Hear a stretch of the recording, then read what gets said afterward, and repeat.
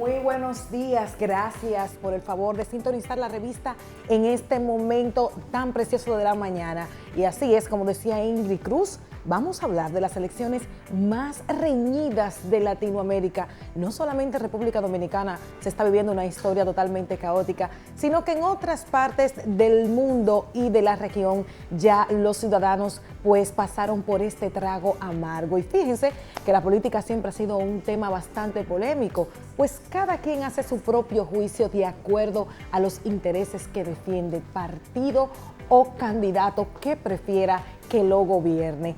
Y en Latinoamérica, como les comentaba, no ha sido la excepción.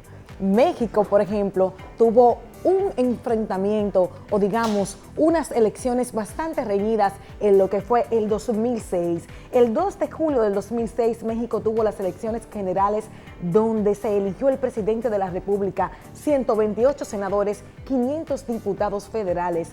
Los principales candidatos fueron Felipe Calderón, del Partido Acción Nacional, de acuerdo a los resultados oficiales emitidos por el Instituto Federal Electoral de México. Felipe Calderón obtuvo 15 millones de votos, representando el 35% de esas elecciones, mientras que Andrés Manuel Obrador logró 14 millones con una representación de 35.33. Fíjense la diferencia que hubo aquí de 0.56%. Un empate casi técnico, pero eso no se quedó ahí. En México hubieron muchísimos enfrentamientos porque, obviamente, esa Junta Federal de México dio a una persona como ganador por milésimas, por 0 puntos. Y los enfrentamientos y los problemas que pasaron allá no fueron pequeños. Esa fue la situación que se vivió en México cuando en ese momento Felipe Calderón pues lidera esa campaña. Pero en Venezuela, en el 2013, un caso que recordamos bastante, fue ese torneo electoral para elegir el presidente sucesor en ese momento de Hugo Chávez. Las elecciones en las que llegó Nicolás Maduro al poder también tuvieron plagadas de críticas por lo cerrados que fueron los resultados. El principal candidato, que era Nicolás Maduro, y en ese momento también que compitió precisamente con Enrique Capriles, que en ese momento era supuestamente el candidato que prefería el pueblo por el cambio que necesitaba en ese momento Venezuela, pero no. Los resultados también fueron pegaditos ahí. La diferencia fue de 1.49%. Imagínese usted en Venezuela, cuando todo ese pueblo pensaba que Capriles iba a ganar y que bastante tarde, pues se dice que no, que Nicolás Maduro se queda. La revolución se armó en Venezuela, no muy lejos de lo que se va a pasar aquí en República Dominicana.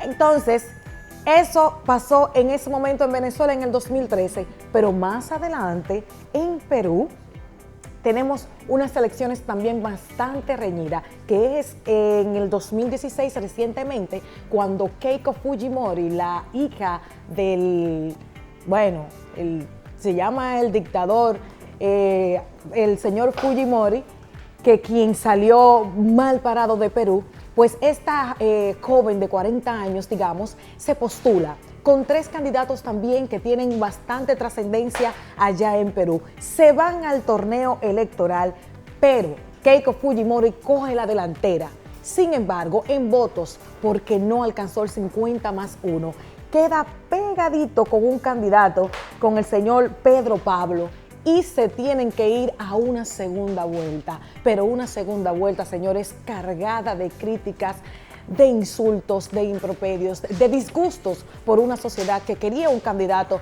pero supuestamente, pues así decirlo, la persona que el país en ese momento quería no alcanzó la mayoría de votos. Imagínense la guerra que también terminó esas elecciones en Venezuela.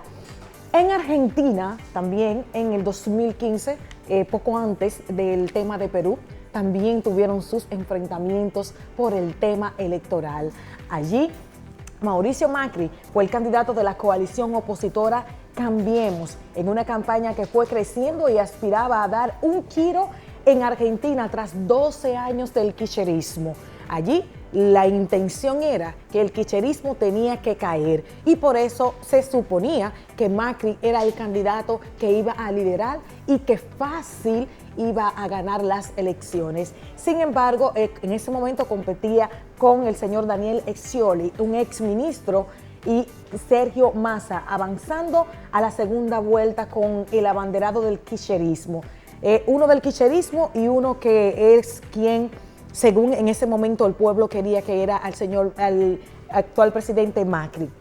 Sin embargo, estos se van a la contienda electoral. Macri logra un 51% de los votos de la preferencia versus un 48.66%, una diferencia de 2.68%. Pero aún así, no se aceptan los resultados. Y ahí sí se peleó en esa segunda vuelta en la Argentina.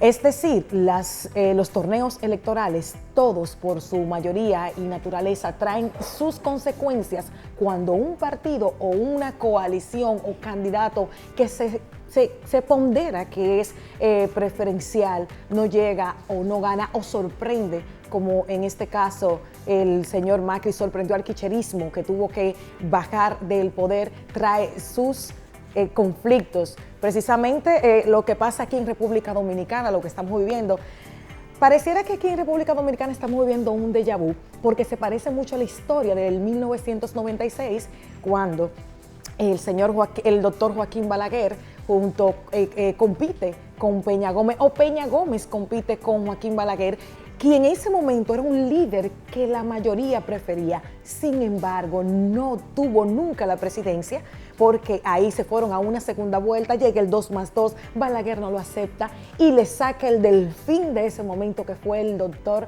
Leonel Fernández. Acaba con el doctor José Francisco Peña Gómez. La historia parece se repite, porque el oficialismo sacó un delfín que, aunque el pueblo esperaba que uno del mismo partido lideraba la campaña, pues fíjese que no. Hay muchas acusaciones, unos dicen que fraude, otros dicen que ganó, pero vamos a ver en qué termina. Lo que sí sabemos es que tenemos ya un precandidato del partido oficialista, que veremos a lo largo de esta semana. Precisamente hoy la Junta tiene que hablar y decir quién ganó, pero veremos a lo largo de esta semana qué pasará aquí en nuestra República Dominicana. Nos vemos la próxima semana con más del Top.